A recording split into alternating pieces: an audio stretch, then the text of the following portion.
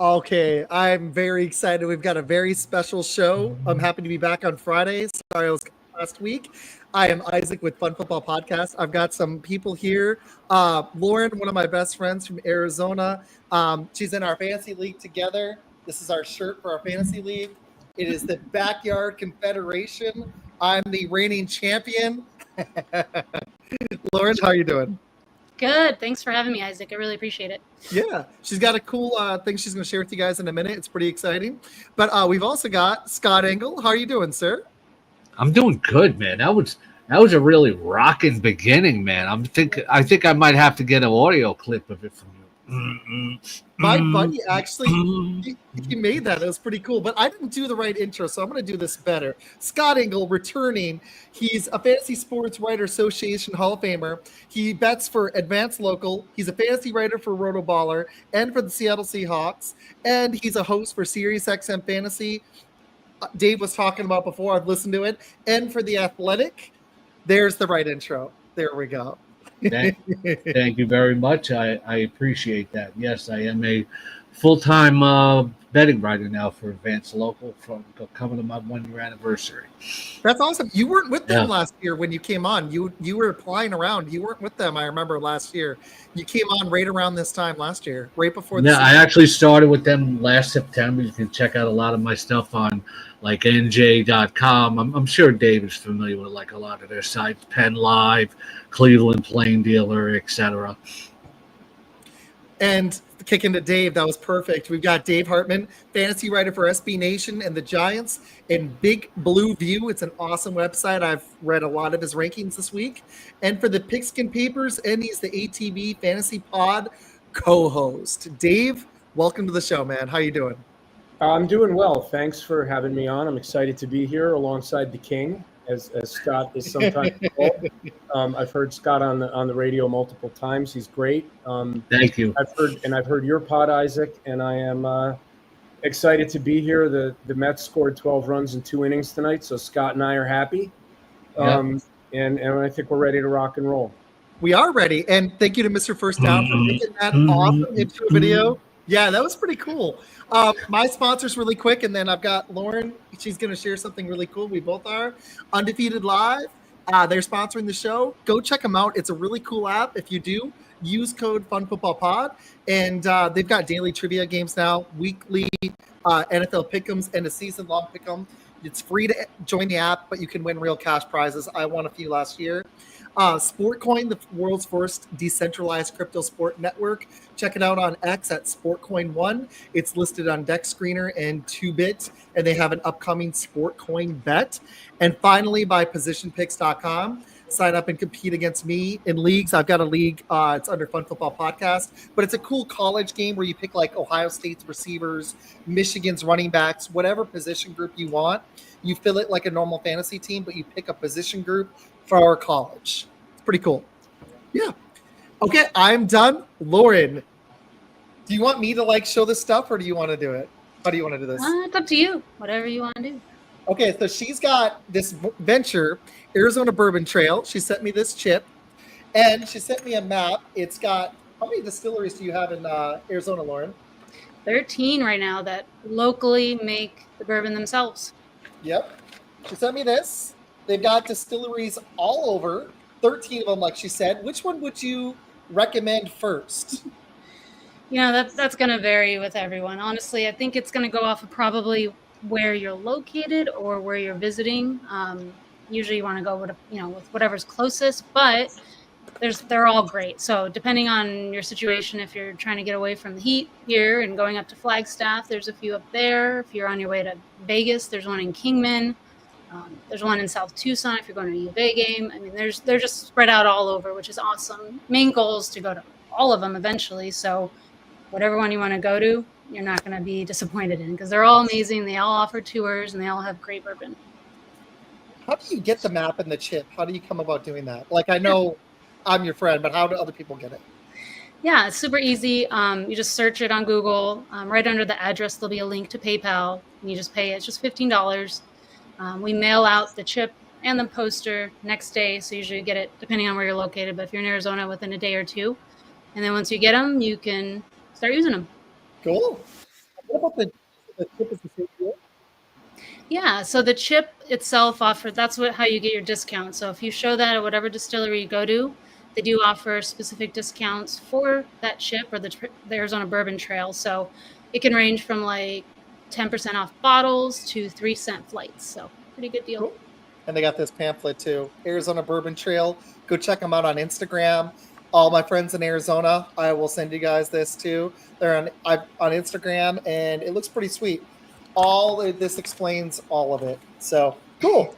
Lots of QR codes. Yeah, that's the first time I've had stuff to actually physical stuff to promote. But I know you've got some questions for them. So Lauren, I'm going to kick it to you so you can ask Scott and Dave your questions. Awesome. Yeah. Well, before I dive in, I just wanted to give a shout out to you, Izac. Thank you so much for having me on the show. Yeah. It means a lot for you to support me, helping spread the word on the Arizona Bourbon Trail. So thank you. Yeah, no worries. So I'll go ahead and start with Dave. That's okay. So hi, Dave. I love your stuff. Again, like Izac was saying on the Big Blue View. I like your most recent article on the final running back rankings and tiers. I do like how you mix, solid data with practical fantasy advice. So it helps, just makes more, it's just super useful. It makes more sense in my brain because I'm a very practical person as well. So I just got one question for you, since you write for the Giants and you're kind of a Giants fan, you go to their games.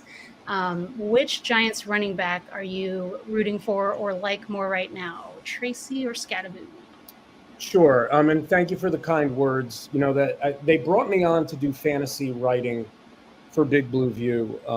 I do a little bit of Giants writing there. I do a weekly column on betting for the Giants, picking 3 prop bets or odds bets. But generally, I write fantasy content for them that's about the entire NFL, not really Giants focused, although I did do a Giants fantasy preview column earlier. I think Tracy, where he's going, kind of early 7th, is a decent value.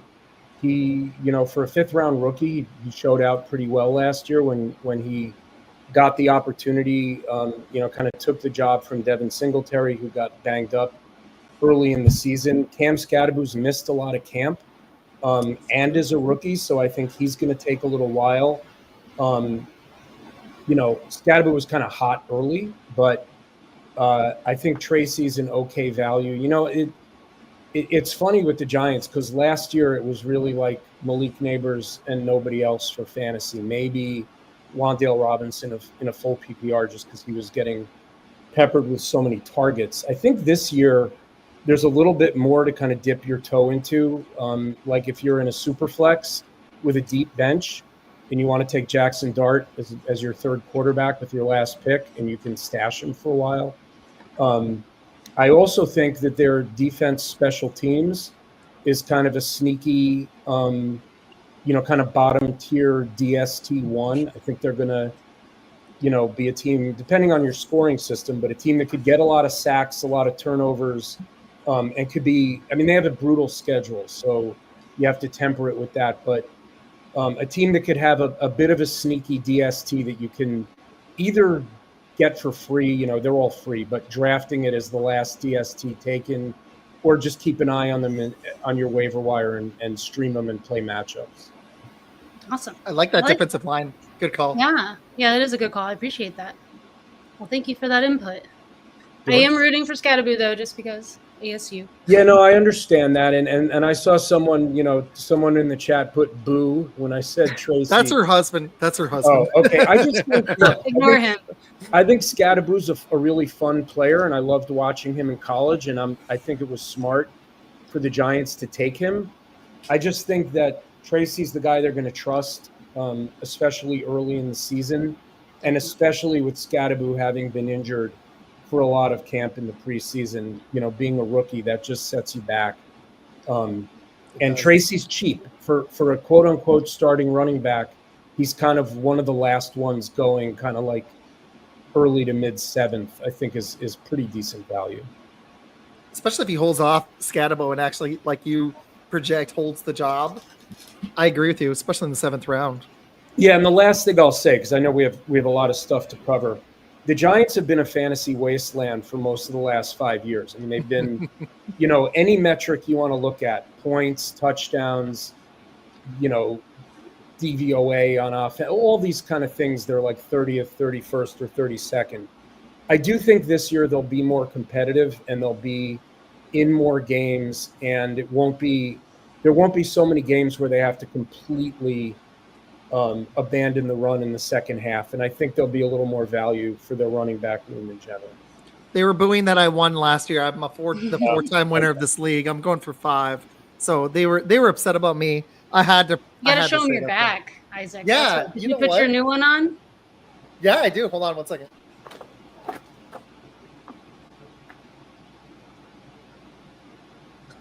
Costume change. I didn't have He's that. like, where did he go? Oh, he's going to take it. Oh, you're going to flip it around. Oh, it's backwards now. Okay. So there's my last name, and I won it season 1. Season 2, I had a little gap. Season 9, and my dad helped me last year. That was pretty cool. I was in Arizona, actually. I had 3rd place season 7. Where's this one?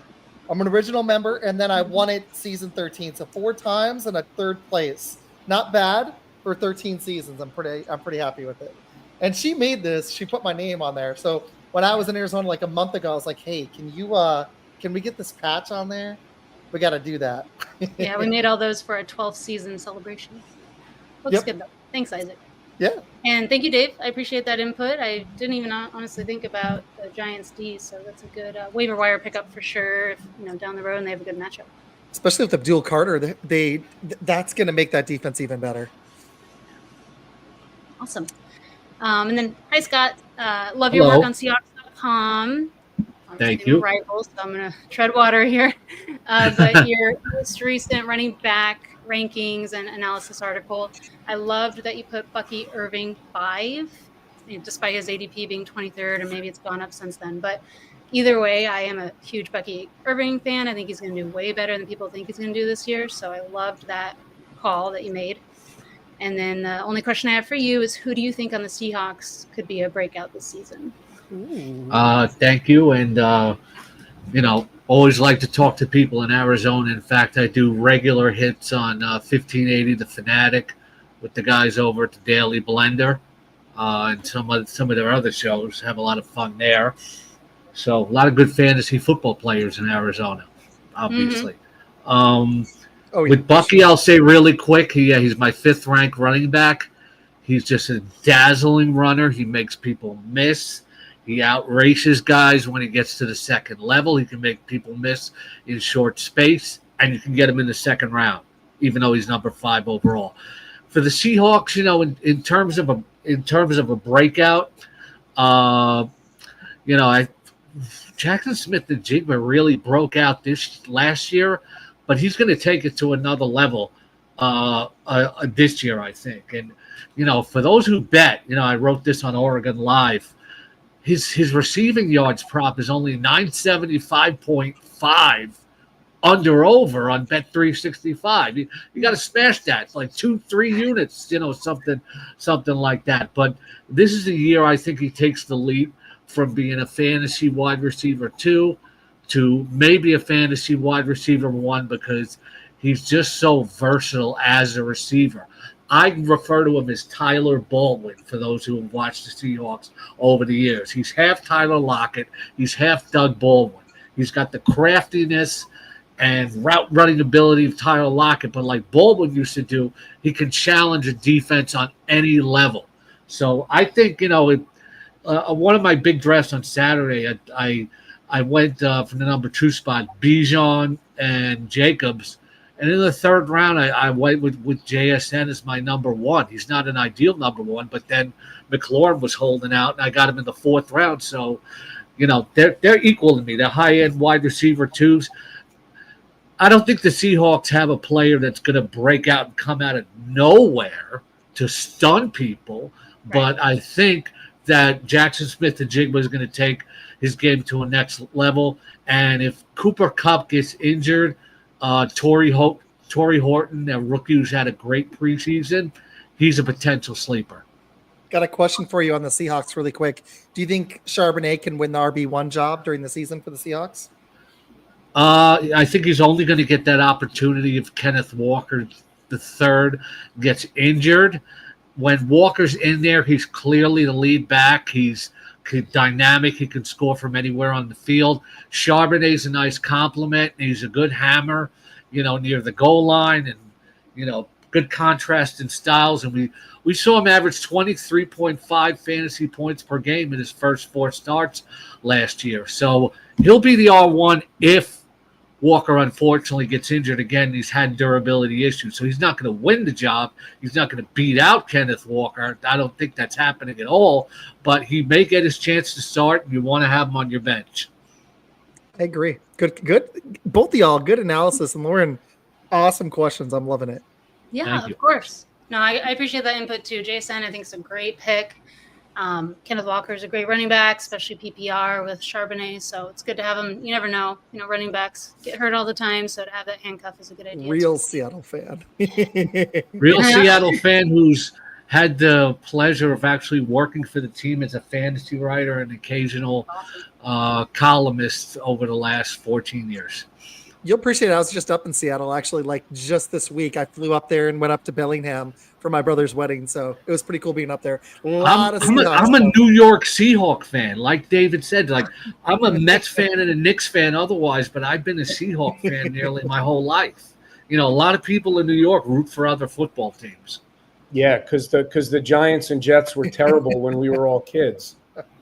Basically. Actually, he's a Bears fan, this guy. In the comments. Actually, the Giants were winning Super Bowls in the 80s. So in the 80s, when I was a kid in the 70s, so they were bad. Every decade they've won one. They just got to figure this out. They're didn't we won in the 70s? They won 80s, 90s, 2000s, 2010s. If they want to get one in the 2020s, I like what they're doing with the defensive line. They just got to hit on the quarterback, and then they can figure out the rest.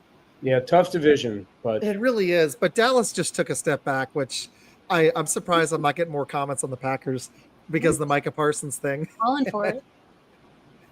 Isaac, I had the 20-minute mark for when you brought up Micah Parsons, so I win the under because you got it at just 7. Under. You won. I did pretty good. I made like 5 or 6 shorts on it already, and I've got a lot of thoughts on that. I've got a whole Packer show on Monday. I'm going to save it for that, so no worries. Lauren, did you have any other questions? No, I just wanted to say thank you, Scott. As a Cardinals fan, I may be rooting against you sometimes, but I appreciate your fantasy insight. I did have one more question, but if you guys, I know we've already hit 20 minutes, so I don't mind skipping it. It was just an auction draft question because they're so much different than snake drafts. So this is for both of you, but when it comes to spending on your budget for auctions, do you prefer to spend big early on like 1 or 2 superstars, or do you prefer to kind of spread it out more evenly throughout your team? Lauren knows my strategy. I've been on 2 players.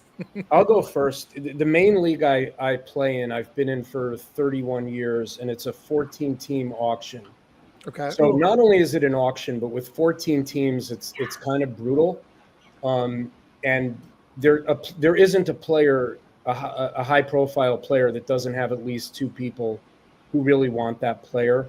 So because of that, I've tended to kind of not. I'll often walk away from that draft without a quote-unquote first-round player, like a top 12 or 14 guy, but maybe 2 guys in the next, like if I can come away with, like, say, Josh Jacobs and Bucky Irving, or Josh Jacobs and Drake London. It's like something like that, like kind of 2 high-end second-rounders. I'll often try to do that. But with these auctions, it really just depends on where the value starts hitting and how much the expensive guys get driven up early. Because even though you can bring up any player at any time, there's a tendency to like Jamar Chase, Bijan Robinson, Saquon, because people want to like get their guy and they bring him up and they bid him up. So I generally like spreading it around and then kind of saving money and trying to get values. The danger being getting stuck with too much money and there are no really good players left that warrant that money. So it's a tricky dance, but I tend not to walk away with like a top 5 to 10 guy. Scott, how about you? I think it depends on who you're playing against. For me, if it's like anybody who plays in an auction draft is usually a more intense fantasy football player. But if I'm doing like an NFFC auction, I think I got to be balanced because you're playing against the top sharks. But if I'm playing in like a local league and I feel like I can pick off a lot of sleepers, I'll spend early. but I'll also watch the room because, like you say, people not only want to spend money and get their players, they want to get other people to spend money. Like that right there. Put out players that you don't want. What players that I don't want. Like I'll just throw out Christian McCaffrey if the first one to nominate a player, because I'm not going to draft him in a snake draft. He's going in the first round, anywhere between 2 and 11 in snake, and I just don't want to hitch my fantasy wagon, if you will, to that high of an injury risk. I know you can't draft scared, but when it's your first round pick, that's your anchor player. Yeah. That's typically my strategy. I almost always go all in, and if you have an injury or two, it sucks. But like Scott just said, like last year I landed Jaden Daniels, and that was after landing premier running back. I think I got like Josh Jacobs. I landed a number 1 receiver, had a solid RB2, and then I just kept picking off guys off the waiver wire for my receiver 2 because it's a non-PPR league. And I landed Jaden Daniels with the running ability, and that was a home run. That was lucky. You know what I mean? So it's just it's a tough strategy. Lauren knows she usually has a pretty good strategy, except she sometimes she picks a lot of Cardinals. There are 2 things that can win you a league in the snake and the auction if you take the same approach. Rookies. 2 years ago in the NFFC, and I'm drafting it tonight in the New York Silver Bullet, which I won 2 years ago. My last 2 positional picks, were Tank Dell and Puka Nacua. Rookies fall down the board, and there are so many of them this year that can make an impact. If you can get bargains on an auction in rookies, you can pick off rookies and second-year players in the late rounds. Those are league-winning strategies. Guys like Roman Wilson, who's technically a rookie this year, could end up being somebody who breaks out. Torrey Horton. Yeah. For the Seahawks. I didn't want to just be. I know. I didn't want I was like Dante Thornton, Roman Wilson. I like Dante Thornton. Yeah. I have Jack Beck, and I'm a little worried about Dante Thornton because I'm in Dynasty, so I'm Beck's already been pushed down the depth chart. I know, and it sucks. I picked him first round. Sorry, not first round, third round, first pick. So in a rookie-only draft, I picked him 25th overall, and Thornton just didn't do a ton in college. He's a deep threat, but I liked Beck because I figured he'd start at the 2 or in the slot, and now I'm a little concerned. But it was at the end of July, so I had less information to go off of. I didn't have all of training camp. We did, yeah. It was like July 6th. I don't know. I was in Arizona, so. But I don't. Nobody knew who Ja'Cory Krosky Merritt was in July, right? Exactly. But with Thornton, sometimes guys blossom at the pro level. Then you also got the kid Elick Ayermaner of the Tennessee Titans. Right. He could end up starting for them. Yeah, so somebody else to watch. Maybe Woody Marks in Houston. Well, and if Cam Ward's good, that Tennessee passing game could be better than expected, kind of like Washington last year, where Jaden Daniels lifted up the offense. Look at Scary Terry. He had 13 TDs, a career year for him, not yardage-wise, but a career year touchdown-wise, because he finally had a competent quarterback, and they hadn't had that in multiple years. Same deal in Denver. Bo Nix was so much better than the quarterback play that they had, but it's really tough to predict that stuff, but you just have to take a shot on the rookies. But really quick, I'm loving this conversation, but I know Lauren's got to go get ready. Lauren, did you have anything else? No, that was it. I really appreciate you guys putting all your awesome input and let me have my time on the show. I know it means a lot. So Dave, Scott, Isaac, thank you all. Good luck this year in your fantasy league. Marvin Harrison Jr., 15 touchdowns this year. I hope so. Yeah. We'll see how we do this year. But I hope I get a chance to see you guys. If you're ever in Arizona, let me know and I'll take you to one of the distilleries. And hope you guys have a great rest of your podcast and a good night. I'd like to have you back on. We'll talk about it later, though. Yeah, I'll see you in the draft. I might actually stay live for it. I haven't decided, but I'll see you in the draft. Good. If I need to postpone it, let me know. Maybe 5 minutes. All right. Bye, guys. Thank you. Bye. Okay, guys. I got some. She's awesome. I was just going to say, since we were talking about rookies, can I ask Scott a quick question? Oh, absolutely. This is going to be fun. It's a Seahawks question. So in the Scott Fishbowl with my second to last pick, I took Elijah Arroyo. What are kind of the vibes right now out of Seattle? Is he kind of part-time in it? I want to piggyback on that. I took him in my dynasty. I did. I took love him in him the in fourth round. dynasty leagues. Big target, fast. Just got to stay healthy, which was unfortunately a concern in college. But I can see him making more of an NFL impact than a fantasy impact. Like he'll make some splashy plays for the Seahawks here and there. But A.J. Barner, I think, is the starter, and they also got for sure. Eric Salbert from the Niners, who's going to be used more as a blocker. So I don't know if they're going to go to the 3 set like last year they did because this is a new coordinator, Clint Kubiak. I like Arroyo in real life. In fantasy, I think it's going to be another year or two before we see him make an impact. Yeah, that's fair. I mean, it was my second to last pick, and in Scott Fishbowl, it's like 3 points per target. The tight end premium was so crazy. I just figured like him or Mason Taylor. Like I wanted to get one of them really late. I would have went with Mason Taylor because the Jets don't have Taylor another was 2 gone. wide receiver. My dad took Taylor actually. Taylor went 2 rounds. Taylor went 2 rounds earlier, so I didn't get him. But I got Arroyo in the 4th round, 37th overall in a snake in a rookie only draft. I took Arroyo there because I had T.J. Hawkinson, and I actually just snagged Kate Otten. So now Arroyo can sit on my taxi squad for a year, and I'm just hoping Darnold's decent because my thinking was by year 3, maybe the end of next year, Arroyo starts flashing. That was my hope. I was like, maybe he's seemed like a solid stash. But my dad took Mason Taylor picks before Royal, like 35th overall. I was ticked because I wanted Royal could be quicker than year 3. It might be year 2. I hope so. That's my hope. I'm curious how, it wasn't even one of my questions, but we've been on the Seahawks, and this is a good one. What are your expectations for Darnold? My other computer died. I'm going to pull up your ranking of them. Scott, I want to hear both of y'all, though, not just Scott. I know he's the resident Seahawk expert here, but Scott, we'll start with you on this one. What do you expect this season? This is going to be a run-based offense under Clint Kubiak, so I'm not expecting the kind of fantasy production that we got last year. So he's more of a number 2, like top 25 super flex quarterback. It's more about how he's going to use play action, how he's going to manage the game. He's got JSN, he's got Kupp, they like Horton. They're a little deep at tight end right now, I think. The offensive line is going to be better with Gray Zabel, the rookie at left guard, and a healthy Abe Lucas at right tackle, who a lot of Seahawks insiders believe that Lucas is actually their best lineman, and he wasn't healthy last year. So that's going to help. I think he's in real football. He's got a chance to take the Seahawks to the playoffs. They won 10 games last year and actually missed the playoffs.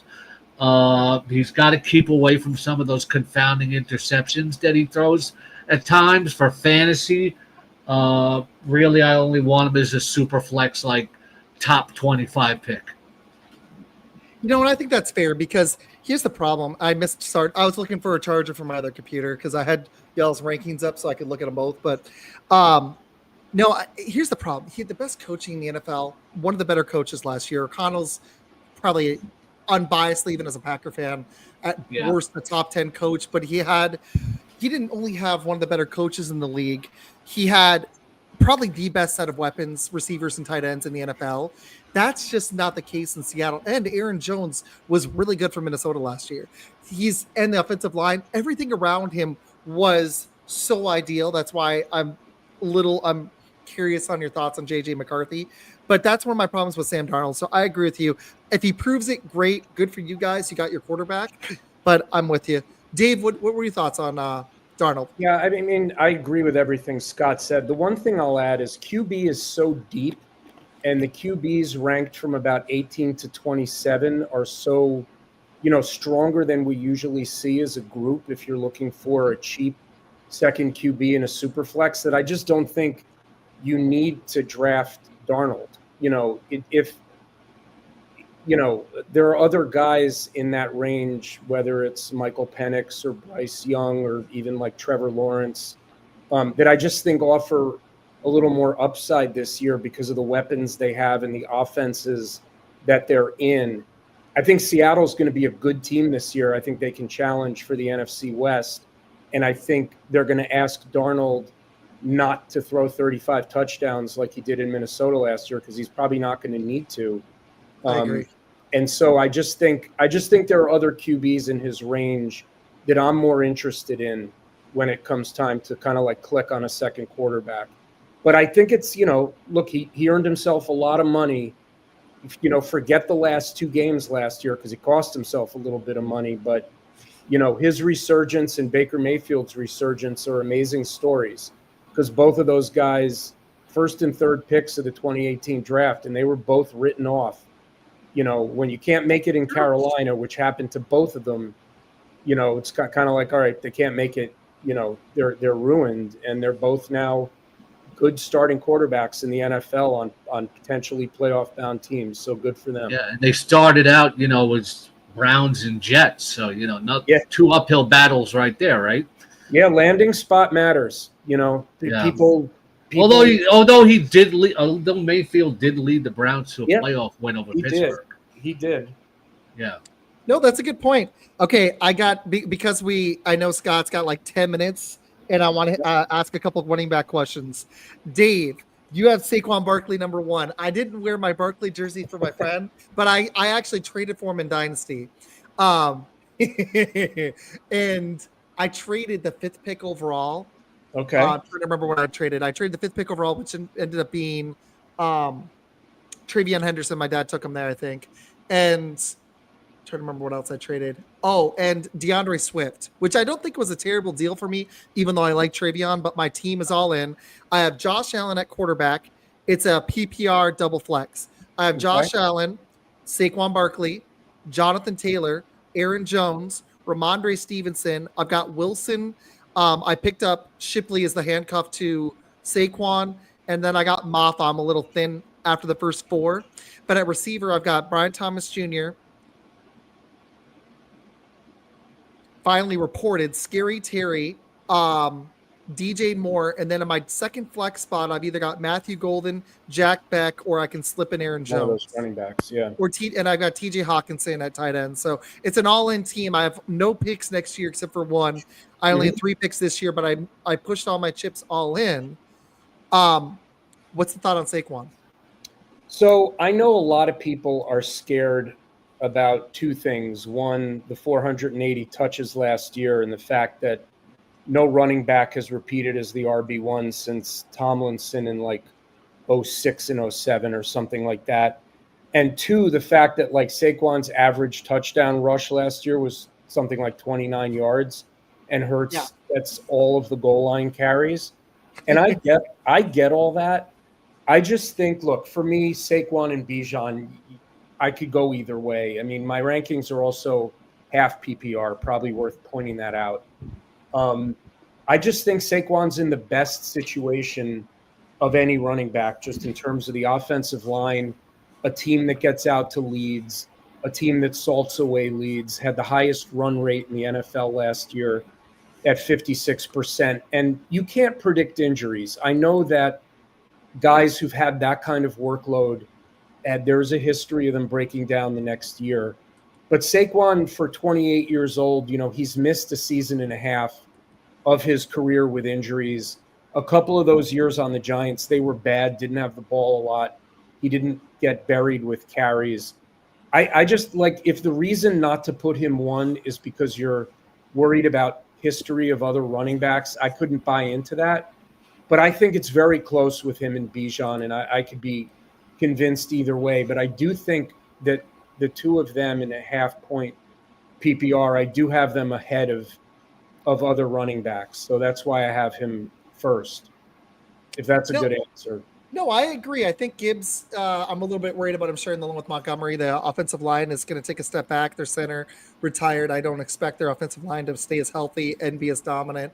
And Bijan, I love him, but you've got Michael Penix, and as great as he was last year, Gibbs was still more effective. So I like the argument for Saquon. Even if he takes a step back, he could easily still be the number 1.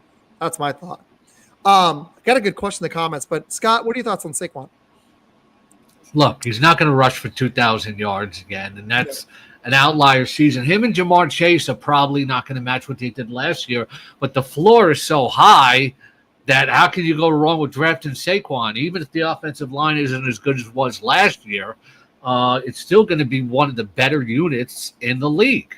And, Saquon is in a situation now where, there's a lot of talent around him. I think they're going to throw the ball more this year, maybe to loosen up the defense. One of the props I wrote about on NewJersey.com today for the Eagles was I think AJ Brown over 10 touchdowns on FanDuel is a smash. And Barkley's still going to be great. We didn't see the durability issues. Not that they can't happen this year, but I have no problem. I just don't have him ranked over Gibbs and Bijan because I feel like Bijan is just going to be such a huge part of that offense, and they don't have much else other than Drake London. I'm not buying into Kyle Pitts. I've been down that road. And Jahmyr Gibbs is so highly efficient that he reminds me of Jamal Charles. Jamal Charles didn't have to dominate carries necessarily, but every time he touched the ball, he could rock it to the end zone from anywhere on the field. That's not saying anything negative about Barkley. I'm just not expecting another 2,000-yard season. Oh, no, that's fair. I mean, even if he declines to 1,500 yards, which would still be I would still be happy with that even in my dynasty league. Yeah. Because, I mean, like historically, when you look at 2,000-yard rushers, they don't do it again. It just doesn't happen. You can look at every single case. I don't believe there's been a repeat, and it's typically a significant drop-off. Not necessarily an injury, but it's usually a drop-off. Even like Barry Sanders went from like 2,000, I think it was to like 1,550 in the 90s. But there's been multiple cases of it. Chris Johnson fell off a rock. Jamal Lewis fell off a rock. It's happened multiple times. Scott, you've got what, like 5 minutes? Okay, I got one more. I made a whole list. Okay. Trying to think of the best one because I know you got to go. Thank you. Okay, you had Chase Brown at 4 the last time I looked, ahead of Jacobs, Bucky Irving. I'm with you on CMC and Jonathan Taylor. What's the argument for Chase Brown at 4? I have him at. I moved him down a little bit. Oh, did you? Let me look. Yeah. Hold on. I think it's like 7th yeah, you move him back now. 6 now. Okay, 6. He's 6. Yeah. Okay, yeah, he's 6. It's a great offense. He's going to dominate the workload. They didn't in the offseason, they didn't really get anybody to challenge him. They just drafted a handcuff for him. Cincinnati's going to continue to score a ton of touchdowns, and he is their goal line finisher. And the passing game opens up the running lanes. He finishes drives. He's a very, very good second-round pick. I like it. One of the things I like about it that actually it's like the opposite of what scares me with the Packers is they've got, if Burrow's healthy, you kind of nailed it. You're not going to be able to focus on that running game. And if they use him as a receiver, I think he's got sneaky value. So I actually like him a lot. He is a top 10 back on my list. Dave, what do you think about Chase Brown? Well, I was thrilled to get him in the 3rd round of Scott Fisher. Again, I got him at the 3.05. Now he's rocketed up. Well, that was when Zach Moss was still on the team, so I think that depressed his value a tiny bit. I'm big in on Chase Brown this year. I mean, I think the Bengals defense is likely to be terrible again if that Monday night game against the Commanders was any indication of what their first string defense looks like.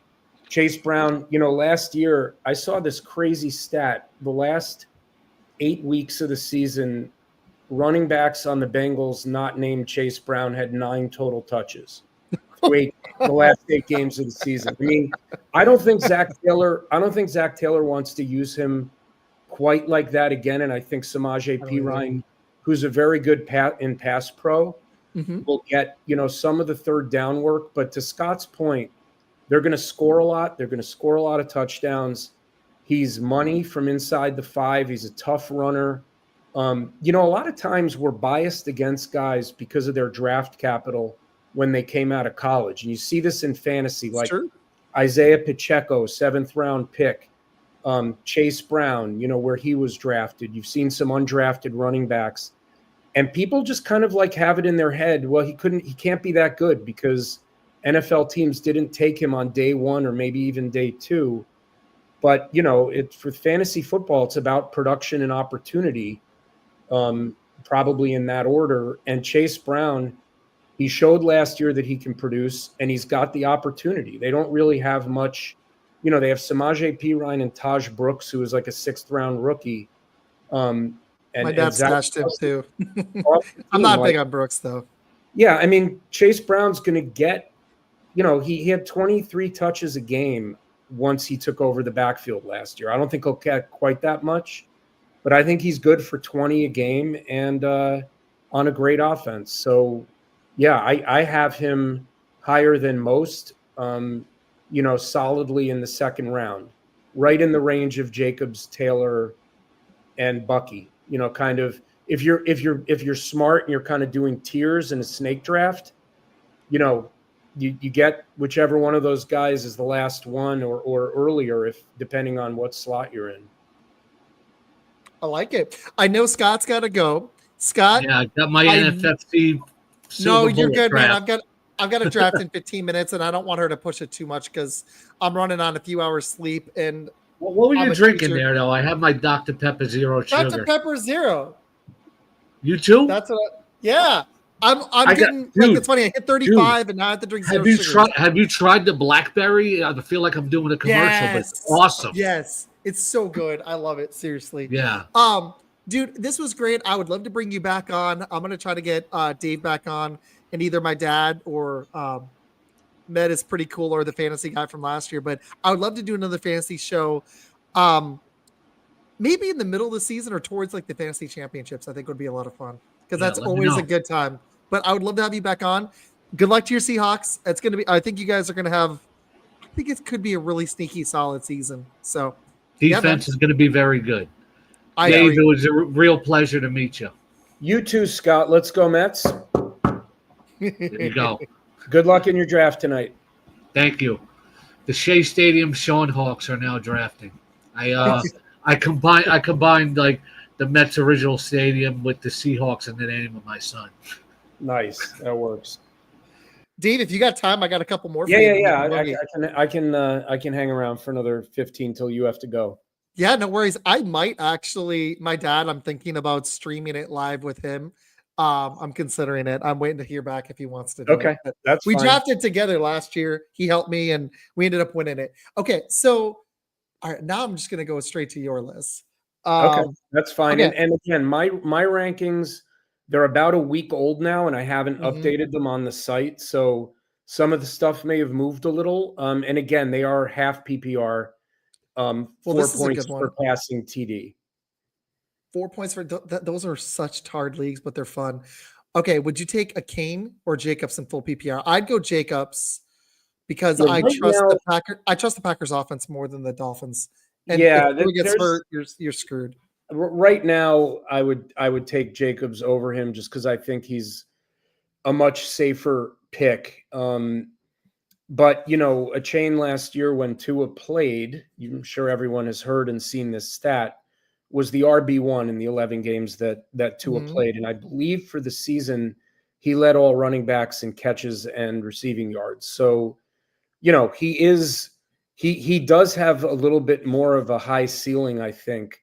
But the Dolphins, the vibes coming out of the Dolphins are just weird. And the Packers, vibes are good.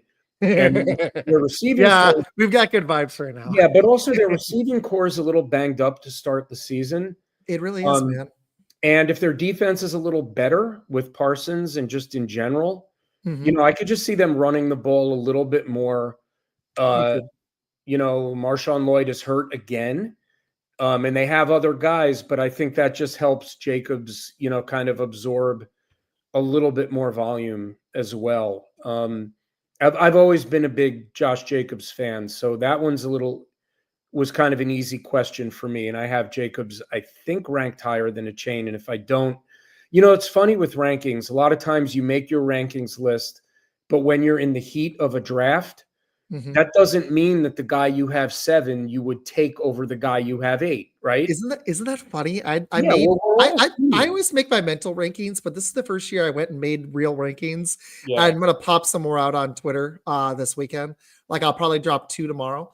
But I agree with you because like I may have had a Kane higher, but in the heat of the moment, whether it's in this auction draft or in a minute, or I have another dynasty draft tomorrow, and a fun one on Sunday, but I'd probably go with Jacobs. And there's other scenarios where it was splitting hairs between the 2 guys. Yeah, the other thing is that Chain's had this nagging calf injury, and he has. They say he's going to be good to go for week 1. And like anyone who drafted Christian McCaffrey last year and here's calf, because that's what they were first saying with McCaffrey. Exactly. And Chain's a smaller back, and he's had a couple of injuries the first couple years. So I think Jacobs is also, any back can get hurt on any carry, but I think Jacobs he's bigger and he's probably a little more durable. Well, and I think I trust the Packers O-line more. And unfortunately, there's the whole Tua thing. If Tua gets hurt, right, a Kane's value implodes because you can just.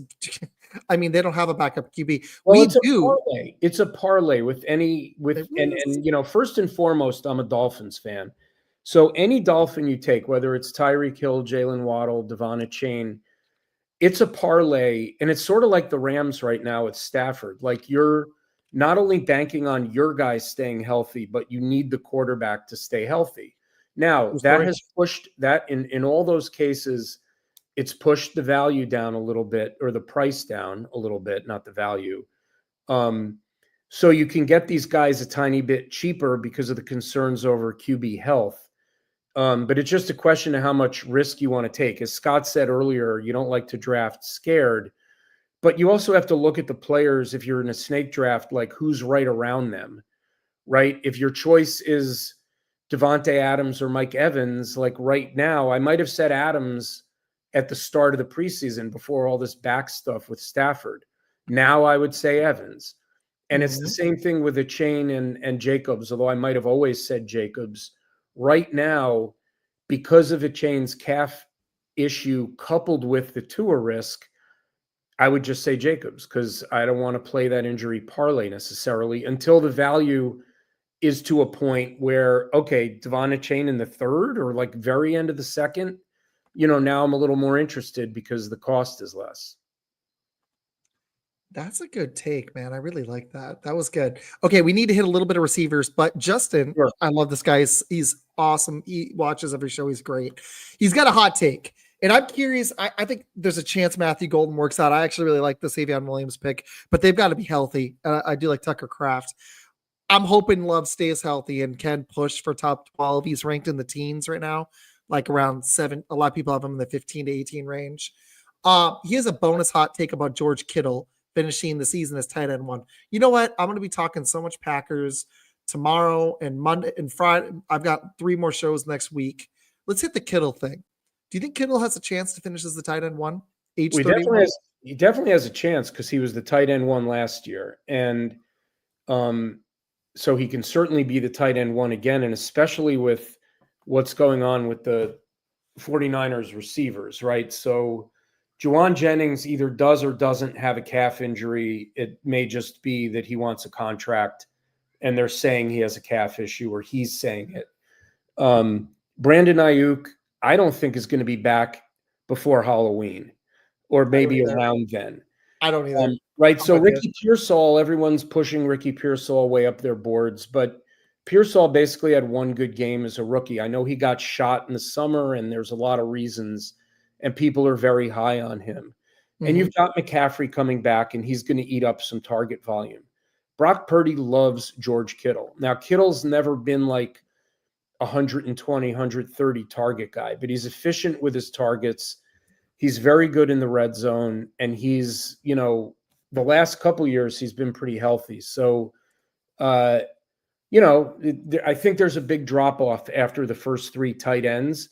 But of the 3, I think Kittle's the best value because he's going about a round and a half after Bowers and a round after McBride. And, he's got almost as good a chance to finish as the TE1 of those 3 guys. And so I like the take. I mean, I think I do too.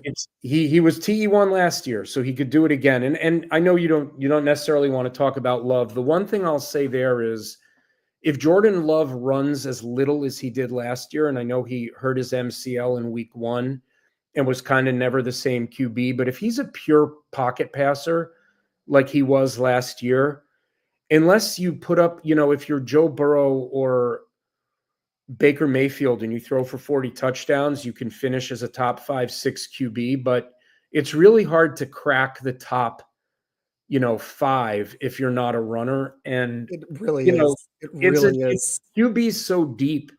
Yeah, Love could finish as a top 12 QB, but I think he could use his legs more this year. His calf, his groin were messed up last year. Yeah. If he can keep his lower body healthy, that's my only thing, is maybe he runs more than people expect. He did a decent amount of running his first season. Right. So I think I'm with you, though. I'm with you. I don't know if he runs enough, though. Yeah. Good take, man. You've been just on fire. I'm loving this. Seriously. You and Scott, the fantasy knowledge. Oh, yeah, man. I appreciate that. I'm not a baseball guy, but I know 12 runs in 2 innings is a lot. But they, you want to bottle that, right? You want to save some of those runs for when you need them in other games, but baseball doesn't work that way. Stop pestering about your quarterback. Okay, I got one receiver one, and then we got a boogie. Okay. Me and my dad are gonna start a new stream for the auction. Yeah, all good. Okay. Let me see. I actually had like 10 questions for you, but since we only got time for like one more, I knew this would happen. We this was a fun show though. I think you had a McLaurin question, so you could go to that. I did. You had Scary Terry at 20. And you know what? I sort of get it. I'm biased because I have him in my dynasty, but he may have peaked last season, kind of like Cortland Sutton with Denver.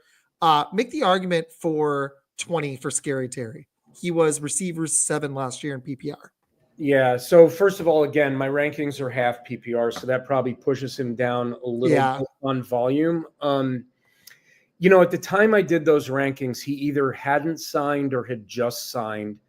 And I always get a little nervous with players who aren't in camp and the increased sort of ramp up in injury risk. Like you look at Josh Jacobs 2 years ago. You even look at CeeDee Lamb last year before Dak got hurt. CeeDee got off to a little bit of a slow start after kind of a contract dispute.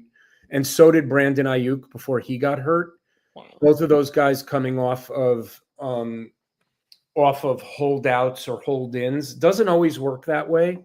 Jamar Chase, obviously last year, he was fighting for a contract and put up a Triple Crown season. But so that's part of it. Adding Deebo Samuel is part of it because I think last year they really didn't have a second receiver.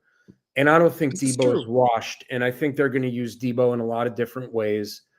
And the other thing is McLaurin's been incredibly consistent over the last 5 seasons, just in terms of catches, yards per catch, yards per target. All of his metrics have been very consistent except for one, and that's touchdowns. He had 4 straight years with either 4 or 5 touchdowns, and then last year he had 13. That's a good point. Right? So, look, he also had Jaden Daniels for the first time, and maybe this is the new normal for him, and double-digit touchdowns should be expected. But if there's some TD regression there, I think it's very easy for him to slip back kind of into being a wide receiver 2 instead of a wide receiver 1.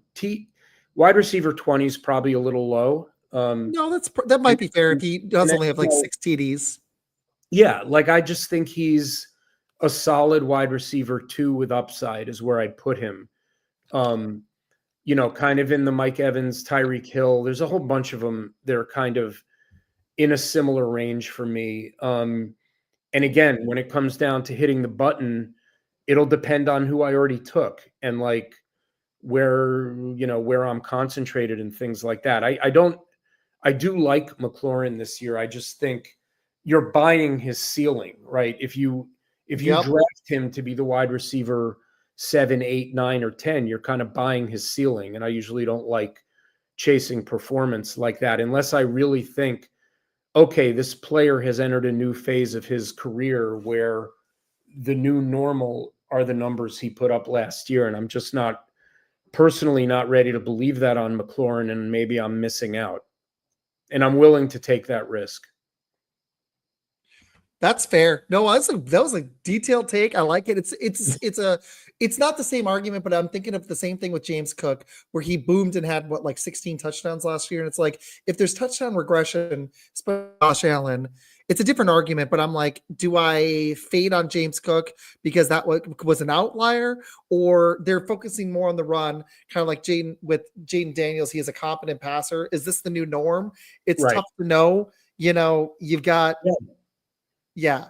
Generally, unless it's someone like Derrick Henry who does it every year and you just or Mike Evans, it's like, what you're getting because their normal has been their normal for a long time. It is like, generally you don't win at fantasy by taking guys after their career year, unless their career year was the start of like a 4 or 5 year arc where they're at a different level. And I'm not talking about like second year players, because you never know with like rookies and second year players, but true. But like a veteran who's in year 3, 4 or more, you've kind of seen it, and it can change. It can change. There are guys who were like Devontae Adams, a bit of a late bloomer. He really has been. The Packers have missed him. They haven't replaced him since. Derrick Henry, even his first 2 years in Tennessee, he did nothing. But year 3, he's panned. And like, there's been other guys like. Yeah. Was it Work Done? There was a couple of I've been playing fantasy since the 90s. There was a couple that like bloomed mid to late 20s.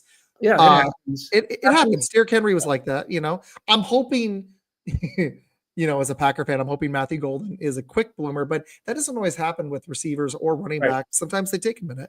Right. With rookie receivers, sometimes it just takes half a season. I mean, that's where you really true story. That's something true. Scott said earlier, like, Amon-Ra St. Brown in his rookie year, or, Xavier Worthy last year. Like, there have been a lot of rookies that kind of don't do much. Rashee Rice, his rookie year, they kind of don't do much first half, and then, they kind of learn the game. And after Halloween, they are every week starters, and somebody got them on the waiver wire or took them with their last pick. The trick is which one, and before all this stuff with Chris Godwin, Emeka Egbuka might have been that guy. Now Emeka Egbuka is going to cost you so much that. And Jalen McMillan. Yeah, and McMillan. Opportunity arises. Opportunity arises. Right. So I had McMillan. I traded McMillan before he got injured. Oh, that's good. For Aaron Jones, almost straight up. I tossed him. All right, good value. I tossed him like a 5th round pick, but I needed a 3rd running back. So, but I got to go in just a second. Dave, before we boogie, any last advice for people? And please remind everybody where to find your stuff and your show on Pigskin Papers on Big Blue View. Anything you want, man. The floor is yours. Sure. Thank you. First of all, thanks for having me on. I always love talking football, and especially on a show I haven't been on before, because it's nice to get a new host and a new perspective and all of that kind of stuff. So thanks. This was a pleasure to come on and talk ball with you and Scott and Lauren. You can find my stuff at bigblueview.com, which is the New York Giants community site on SB Nation. I used to write under the Pigskin Papers website, which was my own website that I created. And then I moved over to Big Blue View. I've got a lot of, if you've got drafts this weekend, which a lot of you do, my rankings are there. I've got a sleepers column, players to target and avoid at ADP columns, and draft tips column, and a few other things. So definitely check that out. And I would say just, if you are drafting this weekend, or if you just still have drafts to come, I'm a big believer in draft tiers. I'm a big believer in making your own lists and not like being a slave when you're drafting to the rankings that you see on the site. You don't know what scoring system they're using. I actually just got Jamar Chase. The draft started. Oh, okay. I'm going to let you go, Izac. But no, you're good, man. Keep going. You're good. Make your own board, and use your own rankings and tiers, because I think following what a website is suggesting for you is they don't know anything about your league. They don't know who you're drafting against. They don't know what your scoring system is. They don't know the quirks of your owners. Do you. Don't do what other people tell you to do. I agree. And I really like that take. I'm sorry. I was hoping the draft would start later. No, that's okay. But, I got to say, I really think that you need to personalize it. I really like that you're the first person I've ever heard say that. And I think that's spot on because I do have my own rankings. I've had to, I like to, is like a guideline, like I'm looking at your guys's, but then I change it up because that's, you have to do what you want to do. So yeah, it's your fantasy team. You're the one who's going to be there on Sunday screaming at your television and saying, why did I draft this guy? Or why didn't I draft that guy? So let it be your own takes. Let experts, quote unquote, experts and analysts tell you what they think and let that help inform what you think. But look, I have Saquon Barkley ahead of Jahmyr Gibbs. If you think Gibbs is going to have a better season and you're on the clock, take Gibbs. Don't listen to me. Take your guy. So I agree, man. You're the one who's going to be rooting for these guys, not me. Thank you for hopping on, man. I had a blast. I would love to have you back on this season when I don't have a draft right now. Yeah, it's all good. It's all good. You tell me when. I would love to come back on. So good luck with your draft and good luck in week 1. It was an honor to talk to you, man, and I will message you in a little bit, but I'd love to have you back on this season. Thank you so much. All good. Thanks so much, Izac. Thank you, guys. I'm going to restart this stream with my dad in just a second. Thank you, Dave.